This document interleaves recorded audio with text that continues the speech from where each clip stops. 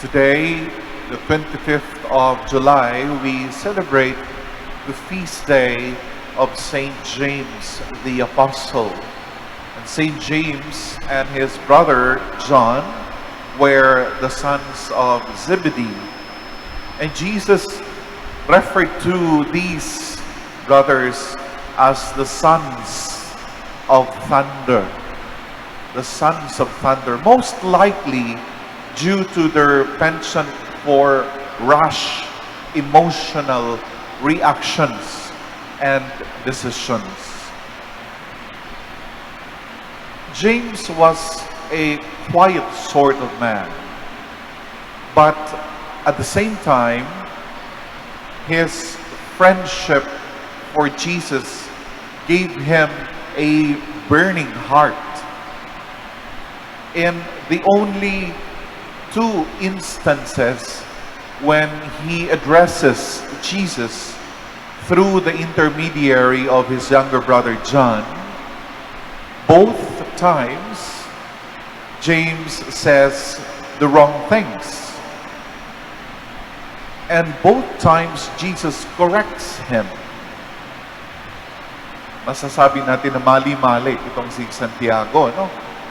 But both times, his well-meaning blunders are motivated by his deep love for Jesus.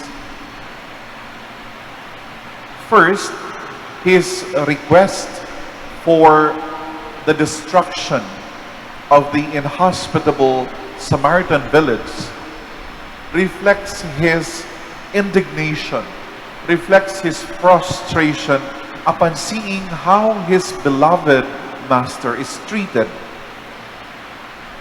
And his other request, which we heard from the gospel reading today, his second request to be at the table or to be at the side of Jesus in the future kingdom, while being no doubt partly inspired by worldly ambition, nevertheless also reflects the desire of someone longing and seeking the permanent company of a cherished friend. James was perhaps a blundering and a foolish friend, but just the same, he was a true friend. And Jesus could perceive James's genuine devotion shining through his inept requests. And he loved James for it. Sisters and brothers, a lot of people are criticized for their lack of judgment, their bad sense of timing, and their inappropriate reactions, and yet are easily forgiven when such people are said to have their heart in the right place. They're a bit silly, but lovable nonetheless because they mean well. Perhaps those among us who are like them can find in James a heavenly patron with whom they can identify. James was quite a goofer, yet he was one of Jesus' closest friends. And let that be a consoling thought for all of us. For we all goof at one time or another. As long as our heart is in the right place, we can still be among Jesus' closest friends.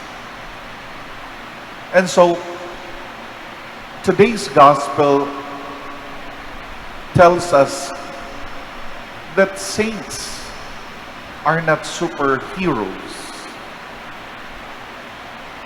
What sets them apart is not their miraculous power. Rather, what makes them saints is their faith and their discipleship, their service to others. To see the saints, to see St. James as a model of how we might live in the world, serving and loving Christ and our neighbors, is what devotion to the saints is all about.